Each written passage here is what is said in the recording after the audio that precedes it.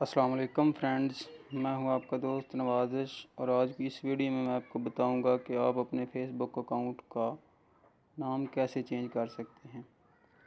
तो इससे पहले अगर आपने अभी तक मेरा चैनल सब्सक्राइब नहीं किया तो नीचे दिए गए सब्सक्राइब के बटन पर क्लिक करें और साथ में दिए गए बेल आइकन पर भी क्लिक करें ताकि मेरी हर आने वाली न्यू वीडियो की अपडेट आपको सबसे पहले मिल सके।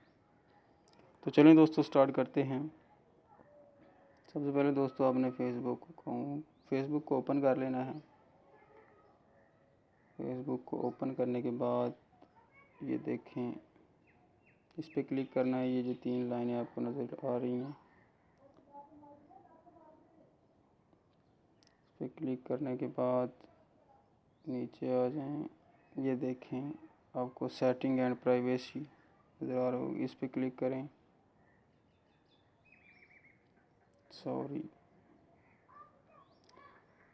इस पर क्लिक करने के बाद ये देखें दोस्तों, अकाउंट सेटिंग पे क्लिक करें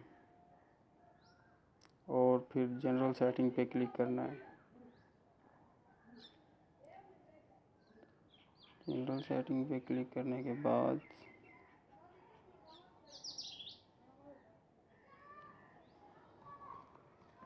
दोस्तों आपने मेरे पास थोड़ा स्पीड का मसला है, तो ये देखें ओपन हो गया भाई, नेम आ गया। इस पर क्लिक करें।